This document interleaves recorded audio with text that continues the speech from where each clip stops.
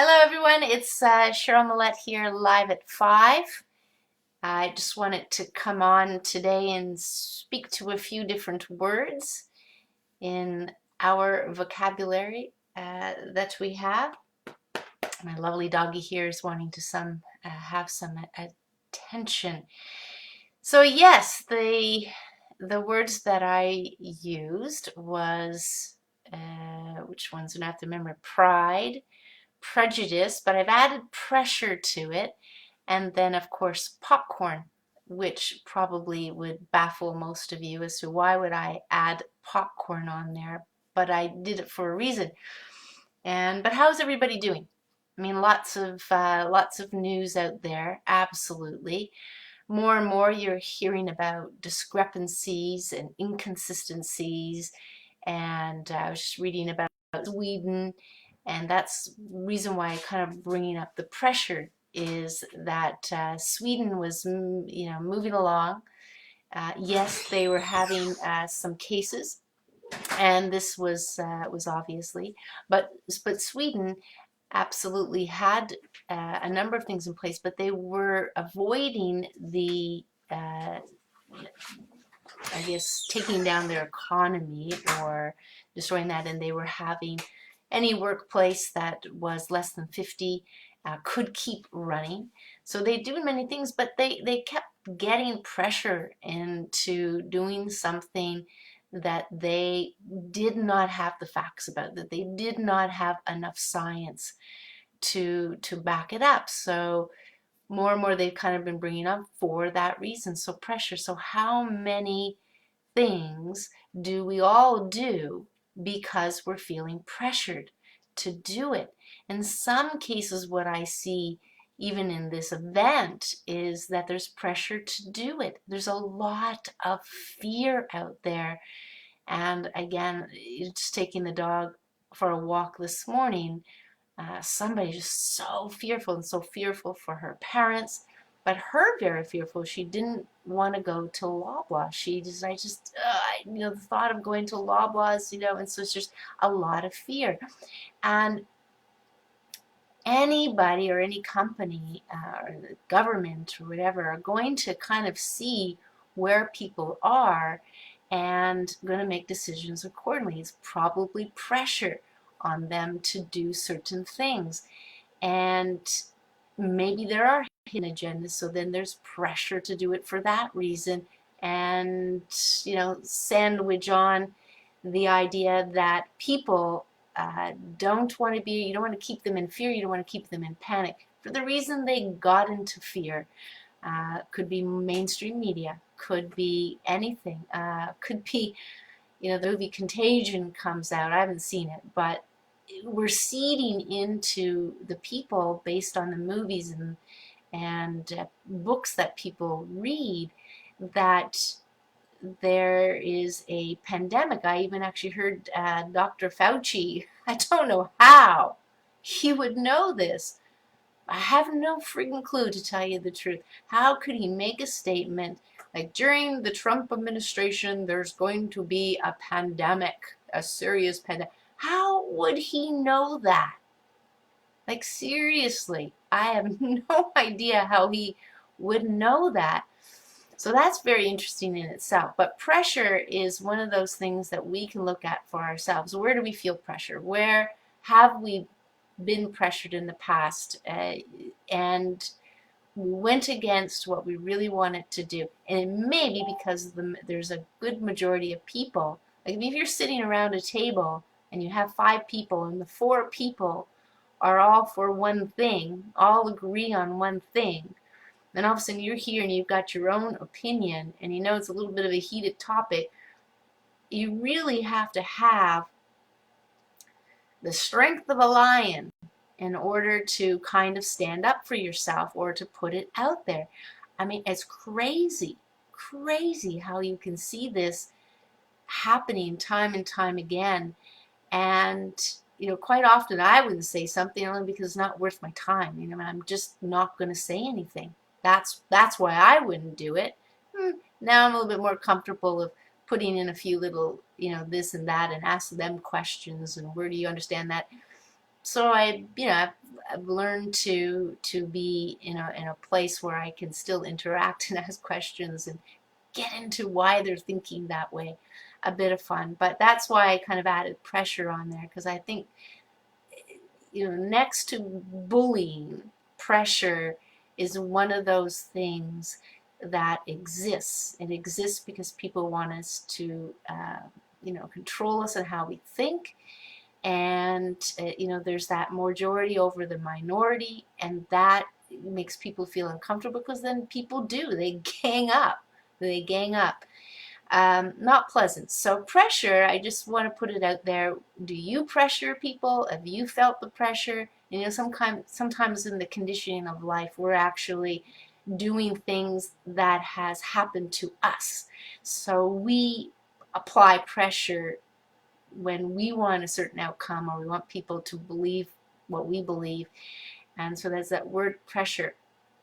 Uh, pride is an interesting word in and of itself, because in pride, I just was kind of moving around here. You can be very proud of the best you, and you'll be very in that way. There's can be some conceit in there too for what it is. But one of the things that comes up here is it is a uh, a way to feel good about yourself, yes. But when we're proud, it's almost like you could take that down a notch. When we think about you're proud of your children, you're proud. And when I say take it down a notch, what I mean is we still have to be rational and thinking and looking at what's happening here. We can be proud of people, but then are we leaving other people out? That happens, as we're growing up. You can hear one parent say, I'm proud, whatever reason they're proud of you, but it tends to, and it can make other people feel not so good about themselves. And we got to be mindful more and more about the choices of words and how we make people feel. Pride in this case as well is a company of lions. So you have a pride of lions who will dominate the African prairie, and so the pride in of itself is sometimes strong masculine word, and it's very action driven because you've done something. And with the event, I can see people being very proud of why they do, well, just wearing masks and wearing gloves, and it's that whole thing. Oh, look at me, I'm all. Do something is fine, doing something for your better health or for the thing is great, but there's that sense of pride that kind of blows things out of proportion. That's where I'll go with it. It kind of blows things out of proportion. To put things into proportion, we have choices, and we either do it this way or we do it that way, and we'll never even know the comparison between one or the other. And this is the thing I can see happening after this event, where people are so proud they did this, or proud the country did this, or putting down other countries like Sweden for not doing what they've done. And so this can really get in the way of coming together as people, right? Coming together as people. The other word, prejudice. Prejudice. So it's really, prejudice is so, we sometimes think of it as just color. It's obviously, we know it's more than that. It's culture, it's differences, but also prejudice in a way is it's insulting, it's harming. And here's like harm or injury that results or may result from some action or judgment. So the way I would think of prejudice is when we get into that prejudiced state of mind, we're actually harming.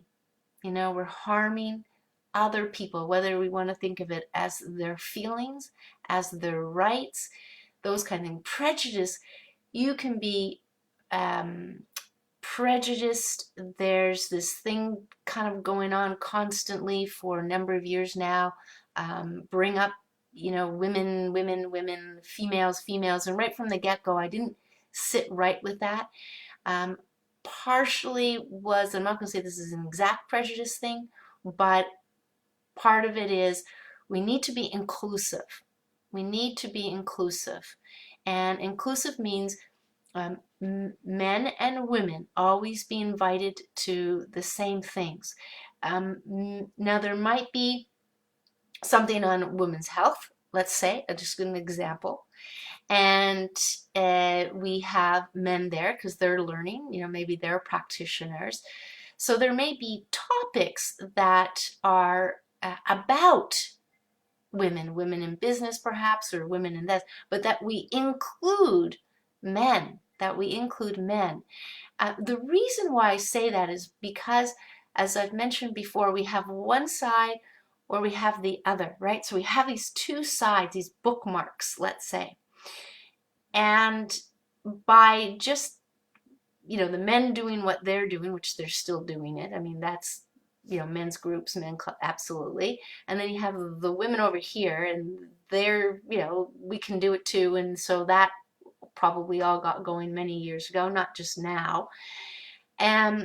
But really ideally is we don't, that's kind of separating, the bookmarks will all, bookends will be on either end, and there'll be a bunch of books in the middle, and there's not going to be any coming together when we do that. And so the idea would be to make it inclusive, men and women. So quite often when you might have seen me do this, if they are congratulating, it's Women's Day or something like that, I will usually pop in if I'm privy to it coming up, yes, and let's not forget the men, or let's, they'll talk about the workers, well, let's not forget the bosses, right? Because we can go so far one to the other side that the idea is to look at it as inclusive. So employees of any would get a yeah, it's not easy being a boss, right? Or it's not easy to be, I mean, it's to say that maybe bosses could be, could, as anybody, kind of stepping into management, or there's leadership skills, there's tools and skills that have to come in. Maybe some are more, they're just more naturally that way, or have had some, so we got to do that. But I think inclusive is where I go with prejudice, where we don't, we recognize the differences, we recognize females, males, bosses, employees, we recognize them, but we recognize them somewhat at the same time, so that we are not pulling apart. We're not the bookends. And if this is happening over here, then we got to do it over here. So you can see it's always going to go this way or that way.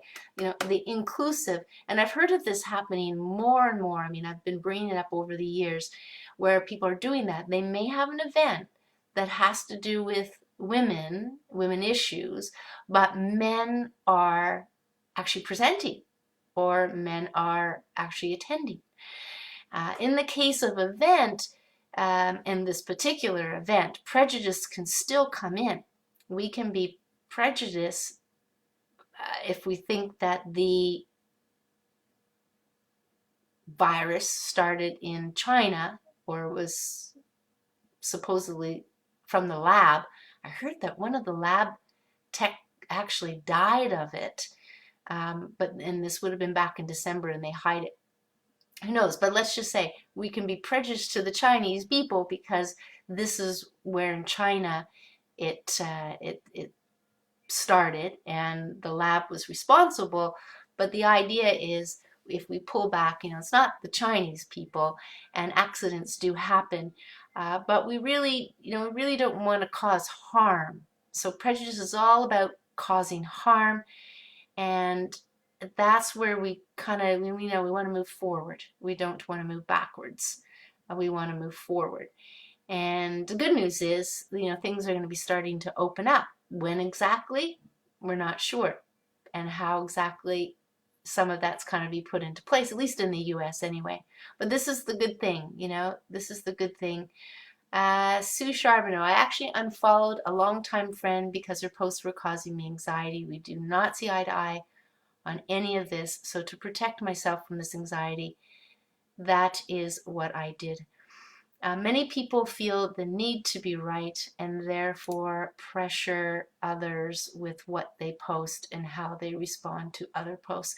Yeah, there's a lot of conditioning that comes into play. I think that's the first and foremost thing to kind of remember, is that much of where people are with how they treat others is something that they've learned. Something that they learned. I've spoken to this before, that as a soon-to-be mother, I decided, didn't want to tell anybody, that I was going to expose my children to spiders and snakes, bugs, insects, and not show any fear. I wanted to see what would happen, because we've all heard this, oh, you're born with it, you're born with it. It's nonsense. It's absolutely nonsense. And I have to tell you that babies or children of certain age, or babies or whatever, they're learning. You may not think you may not think they're learning, but they're absolutely learning and feeling, the fear and thing that's going on. And they may more recognize certain things, but how many people, they see a spider and it's like, oh my gosh, they want to jump up and down. I'm looking at the spider going, this is a spider. It's not even a poisonous spider. And this one doesn't jump, although some of them do. But when I didn't show any fear towards insects and bugs, snakes, critters, creatures, my children did not show fear. They'd go right up to the spider and look at the insect, get their magnifying glass. They both had their insect containers. They'd go out and capture, but to analyze, to observe, okay, what do we have to put in there? What do we have to feed them? And usually that was an observation of a short period of time, and then we should let them out, because we have no idea really where they like to sleep or what they like to eat. But no fear until someday some kid, kindergarten, it was kind of the changing. I pointed out a spider on the porch or something, and this little kid freaked out. And so then my daughter, there was a little bit of that now coming into play. She'd do that. And then when she did that, I just kind of like, what are you talking about? It's a little spider. And then she seemed to relax, because, so it's not that difficult. It only takes once, right? Only takes once. So I just want to, from the compassionate side of things, from the kindness towards other, is to understand there's a lot of learned behaviors. So first and foremost, if we can understand the various things I'm speaking about and actually breathe it, live it, be an example of, it will be helpful to other people around. In fact, it might just jolt them a little bit, because you're doing something that they're not expecting, right? And they like that. They like how it feels. And then some others will, they're just, blinders are on, they're closed. And remember, too, and again, compassion is that people, when time and time again, they have seen this word stubborn that exists, and we, being selfish can be a very good thing. Looking after yourself, very good thing. Taking care of yourself, or all of that stuff is really good. But it not even blossoms. It comes into other areas.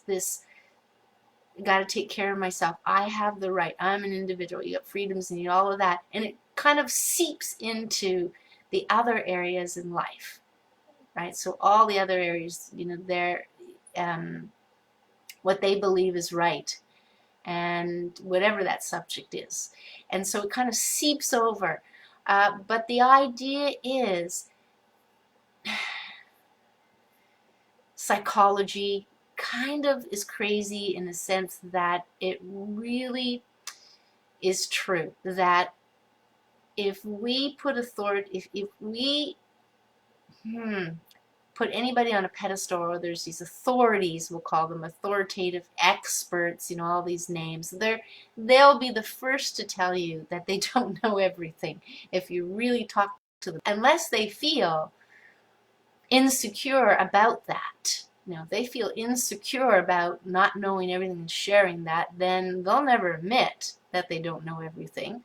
They wouldn't want to do that. They wouldn't want to be taken down off the pedestals where people do that. So we kind of, in some ways, when people like to have authorities and experts, then you have the people who are the experts and authorities get stuck in a hard place in some ways, because these people down here may not listen to them. And so therefore, you can see where I'm going with that. But the idea is definitely pressure exists, prejudice exists, pride exists, and that brings me to popcorn. But I'm happy to read off any comments if you want to share anything and go through it. But what about popcorn? I actually want to bring the earlier P's here, as it seems to be, into the idea of popcorn, because popcorn, the reason why popcorn popped into my head, it's light, it's a food, it's enjoyed by many people, more butter the better, and so popcorn is enjoyed by a lot, and so I wanted to kind of bring in the pride, the prejudice, the pressure on popcorn. Okay, so we just think of the popcorn example here. I mean, who's prejudiced against popcorn? I mean, that probably doesn't exist, prejudice. Why would you want to harm popcorn? There's nothing there. I know it's a bit silly, but so you like popcorn. So we think about being proud of how we make our popcorn. Are you proud of how you make your popcorn? Maybe some people are, but do we really take it to that kind of, it's not like getting 100% on your test. It's popcorn. So that's why I kind of brought popcorn in here for these examples. It's popcorn. Now, if somebody doesn't like popcorn, are you going to make them eat popcorn? Are you going to pressure them into liking popcorn? I don't think it's popcorn. Whether people like popcorn or they don't want popcorn, it's not up to us to convince them to like popcorn. So if you're thinking about some of the things that I've kind of brought up in this video, just remember popcorn, okay? And then it should kind of make things light, make the prejudice light, make the pride light. It's not really for us to know what's better for anybody else, really. And so you have popcorn. Nobody cares if one person likes it or doesn't like it, if they want it this time but not want it that time. And maybe there's better popcorns that some people like versus other popcorns, and 1 butter, 2 butter. So there's all these likes, and we accept it. We accept it with popcorn. So that's popcorn. But the idea with popcorn, just from a health standpoint here, I don't want to convince everybody or anybody here to not eat popcorn. And I searched like crazy the internet to see if I could find this. So here's another story. Here's another Cheryl story. When I had my digestive issues way back when I left home and wasn't eating and working 2 jobs and not giving the time of day to go to the bathroom, and had blood on my stools, there was a naturopathic clinic at Eglinton, Midland, close to where I live. So I went and made an appointment. And we were going over different things about food and eating, and popcorn popped on the list. Popcorn. And I'm thinking, what about popcorn? Good for fiber, isn't it? You know, but anyway, so what she described, and so this was a lady who was from Eastern Europe. I think Eastern Europe. I don't think Russia, but maybe. And she was a medical doctor back then. When she came over here, she, of course, have to go all through that schooling again. So she became a naturopathic doctor, a acupuncturist, I think she was homeopathy as well, homeopathic doctor. So she was all three of those. And she says to me, no, can't have popcorn. And she had this accent. Popcorn, when you eat popcorn, you know those the shell of the popcorn splits open. Yeah, that's how we have the puffy white, creamy stuff that comes out. Well, those are like, she described it as a razor blade in your digestive system, because it won't break down, and it'll just, so if your digestive system is, it's got all these little fingers. Some of you have heard it more than others. It's got all these microvilli sticking out. And it's great because there's a lot more surface than you can get on a smooth surface, which you have in your large intestine. So it allows microvilli to help with the, let's say, the absorption of your food. And these little villi that are sticking out are, all through the small intestine, even though they have different functions. I'm not sure if it's actually all through, but it's in the small intestine anyway. And they have different three sections in your small intestine. They have different roles. But she was describing that that waxy, sharp kernel skin thing would actually come through your digestive system and start like a razor blade, cut off the microvilli. Well, let's just say I didn't eat popcorn for a while. I do now, but I think about it and I don't have it very, very often. The good news is, okay, I'll give you that news, but the good news is your digestive system actually regenerates very quickly. Now, if you're eating healthy and you're healthier and you're younger, whatever, it probably regenerates quicker or on time. And if you don't, maybe not so. But I don't know what that window would be for regeneration. I wouldn't know that. I'm not sure if anybody knows that, but I was trying to find how, the side effects, the downside of eating popcorn on the web somewhere. I couldn't. Benefits, yes, but that particular thing, and I guess it was around 24 at the time when I heard that. But that's my popcorn story. So love your point about the popcorn. You heard the same. Oh, so other people perhaps heard the same. So that's good. And maybe it's an Eastern European thing. Maybe it's over there. But what I appreciate about those doctors is there's been, I have to say, any interaction with people from over there, they're definitely it's almost like they were raised to heal naturally, even though they're MDs. There's this upbringing, and somewhere in the middle of the ocean it got left behind as we came over here. But that's not necessarily the case. There was in America homeopathy, naturopathic, and there was all of that stuff that did exist, and then it got all kind of taken out, and it was big push for medicines and medical doctors to learn a certain way, and that's the story there. But the idea is, I think there's more comments here, and I heard about the same about hot pepper flakes. That's what you were saying, Anna. Yeah, I guess the idea here is if something is hard enough, in a case of popcorn, I haven't really observed anything that seemed to seemingly be as sharp as that. I've actually taken off the creamy white fluffy stuff and actually played around. It's sharp. It's sharp.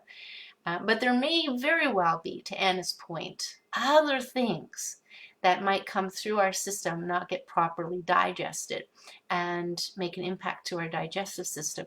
So what does that get me back to? It gets me back to, as I've shared with audiences, it's one of the fun parts, highlights of makes me smile when I ask the audience, so what is a 4-letter word? Yeah, they like the 4-letter word. Of something that'll be the best thing for your health. You can do it anywhere, any place, anytime. It's easy to do. It's free. Yeah, so I kind of describe it that way. And there's some jokes that come out, but sometimes they'll say, if they know that I run the walk club, they'll say, walk, Cheryl, or some people say love. It's a great 4-letter word. Um, and what are the other ones that have come out? Love, walk. That's the only 2 I can remember right now. But they'll think and think and think. And so I give them some time to do that. And but it's chew. CHEW, chew. That's the 4-letter word. That if you had to practice something today and every day and to make it part of your healthy lifestyle, would be to chew your food properly. Our teeth are so sharp. I'm going to tell you another story. Yep, Cheryl stories. And this is today. So overnight, I cooked the bones from the chicken. So we had a whole roasted chicken. So put it in overnight, crock pot. And this morning I was separating the liquid from the other stuff, and the other stuff kind of goes to the dog. And for some reason, I was picking up a bone, and the end of it was so soft it broke. And I'm going, whoa, like bone marrow. So then I had the crazy idea is, well, let's check this out. So I would, with my fingers, I could break it. And then the larger bones, and this was a 6.5-pound chicken, so not a small chicken. And the larger bones, I couldn't do it with my hands, but I put it in my mouth to split it. And easy, like our jaw, and I wrote this in my book, All Guts, All Glory, is the strongest muscle in our body. So I was able to get the bone marrow out, not only just for myself, but also I put some in my for the dog for the eating. So use that muscle. It's the strongest muscle. It's, what's the number of pounds? I can't remember. But lots of pounds. Pressure. There's that word pressure.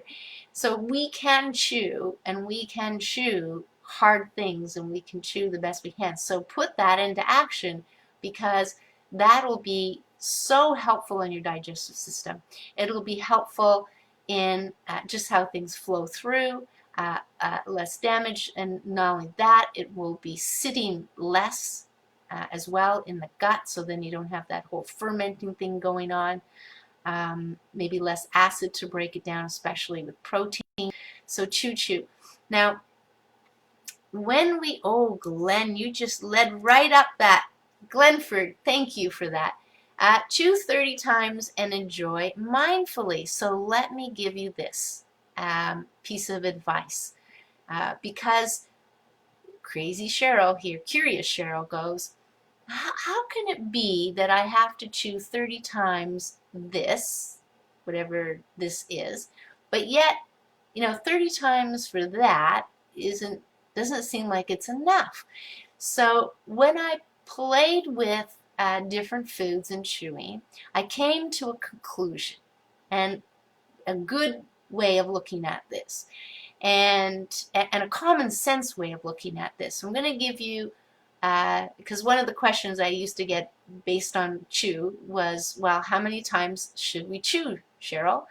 And I would say it this way to them. Well, you're chewing. Now, I'm just going to preface this a little bit, is in more and more these days we have smoothies, whole food smoothies. So in some ways the blender has already chewed, right? It's already chewed up the food. You'll probably, chewing 30 times is probably not going to work as much. But the idea is things do get chewed up a bit by different things. Raw, chew more. Cooked, chew just enough. But here, I'm going to give you the tip here, and I'll comment in here. The idea would be to drink your food and chew your liquid, okay? So when you have liquid, quite often we will just drink it.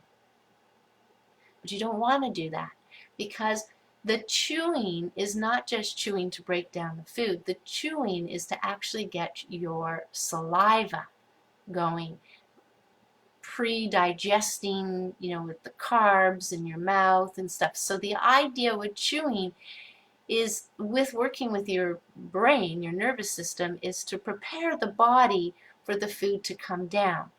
And this is important. So whether it's a whole food smoothie, which may feel like you have more, more to chew there, or even as simple as a whey protein shake, chew it. And chew it because you're getting signals to your digestive system that it's coming to your stomach, that it is coming, and you get the juices going. So if there's any carbs in what you're consuming, and then all other food that has shape and so forth too, you're going to chew it so that it's liquid, right? So you want to drink your food and chew your liquid. That's the best way I'll describe it, with the variations of foods that we have, from very, very hard and crunchy, and that's why people would, in a lot of cases, soak their nuts, because it softens it. It's almost like a pre-chewing step. But what you could do is, if you had some raw nuts, you could chew them for much more than 30 times. But chew them very, very well, mixing it with saliva, your natural saliva. And the chewing is, yeah, it's just very good. So chew. And it is a very, to be mindful. The idea with the chewing is to be mindful. I mean, how many people watch TV when they're eating? They might be talking to people, so then they forget to chew more. Somebody asks them a question. It'll be a very good habit to have silent dinners so you can focus on eating, or be perfectly fine with going, you're chewing, right? And you respond after you're finished chewing. It is a little bit uncomfortable because people are so used to, and I've observed this time and time again, wanting to answer the question, right? So they'll take some water so that the food will go down so they can answer the question. So it's just change in habits. But there you go. So we get into some healthy conversation at the end of the day. So thank you for your quotes. I don't know, quotes, comments, those things, saying hello. It's great. I am definitely going to try and take Saturday and Sunday a break, and need to get the rest of the YDAN thing. I want to actually record some YDAN moves. YDAN, it's an exercise, 19 moves. The YDAN is a very simple thing to do in the morning. It only takes about 20 minutes, although with the Asian masters that are teaching it, I can see how they have easily made some adjustments so that it could actually be longer, or you can focus on certain moves and do them longer. But the idea, how I learned it, was 20 minutes. All you need is a space on your floor and be able to put your arms out, and just comfortable closing. So you can do it anywhere. You don't need any mats. You don't need to get down on the ground or the floor. It's all done standing up. It's done first thing in the morning, and it does so much for the body, from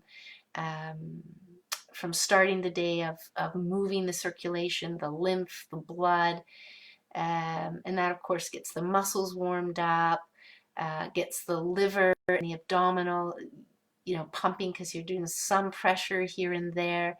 You are flexibility, so there's a little bit of a stretching there. Strengthening as well in some of them. So this YDAN that I learned probably 9 years ago now, since I've been doing it. Didn't know I was going to teach it. Only started that, I guess, in 2018. But the idea is, it's a really simple thing to learn, versus like a Tai Chi and all their moves, and a yoga, usually you have to go to a class. This, over time, you do have to give yourself several months or a year, some consistent practicing to learn it, so then you have it. and to do it. You'd want to do it anyway. If I don't do it for a few days, which of course I've experimented, I feel the difference, because the whole spine, the neck, everything is turning, it's rotating. So you have that which you wouldn't normally do by standing, sitting, lying, and eating. We have this, usually you have good posture, but in that straight posture, you're not, you're just not moving the spine. And there's this thing called calcification. So the idea of moving the whole body and is actually just that, to move things, keep things moving so that they're not settling, sitting. Yeah, anyway, why dance? So I'm going to try and do a demo video on that, just to give people better understanding, a better of what it is. And I'll just, of the 19 moves, I'll probably just pick out 5 or 6 moves, so then it's short enough for people to get a feel of it and learn something new. Why not at least learn it? But the idea with this exercise is that a lot of people can do it even if they're not well, even if they have some motility issues. A lot of people can do it, and do it in a way that, I mean, we're talking about stiff backs, shoulders and stuff. Obviously, if you've been told you can't do things, you're gonna do that accordingly. But anyway, that's that. So I'm going to try and be a busy puppy this weekend and finish up the YDAN information classes, and then do a couple of presentations online. I'm used to doing the presentations live with people, but why not? I'll just bring, I've got yeah, nutrition in the 21st century. I did another one on inflammation recently. I have the omegas, or healthy fat ones. So I have, I've handful of key note, speaking presentations. I have presented at whatever CanFit Pro or CPTN or nutrition conference. Yeah, fibromatosis, neurofibromatosis conference. So there's these, and so I might as well. So I'm going to do it, and of course they're going to be free. The idea is everybody to understand, and to understand you're unique anyway. So no matter what you're going to get out of the presentation, it's almost a first layer level of understanding that's important to drive what people are going to do and make choices. So that's definitely there. So that's why I'm going to be busy. So Monday live at 5, unless something crazy comes on. But at the end of the day, crazy things are happening. We still have to be mindful of being calm. And we're still in the middle of the horse race, as we were talking about horse racing the other day. We're still in the middle of the race here, the event. So we have to see how things pan out. And compassion is so important. People are in all kinds of places of fear, and I think that's where the compassion kind of comes in. And be compassionate for yourself as well. Be kind to yourself. You don't have to take the world on your shoulders. You don't have to be responsible for other people. If you are, great, you do what you can, the best you can, but you don't have to be. Some of us are. You do the best you can. That's the way the cookie crumbles, that you do the best that you can, do what you can, but don't put pressure on yourself. So there you go. I'm going to wish everybody a wonderful evening. I'm going to wish everybody a wonderful weekend. And reach out, you need. I'm here. I'm here. I'm here to help people. Again, whether that's mental, which seems to be the thing I'm moving towards doing more with people. I can do nutrition in my sleep. I mean, it's just about keeping it simple and knowing different, certain key things. Yeah, and spiritual comes in there too. Kind of goes with the mind, actually, to tell you the truth. It's there, but you can absolutely don't have to talk about it as in spiritual words or language. That's how I'll say that. Take care, everyone. Best of health. Any comments or questions, feel free to post them. I'll always come back and see them and answer them and bring them up if need be. Thanks again for your comments. Be well, be calm, take care of yourself. and we will see you again soon. Bye for now.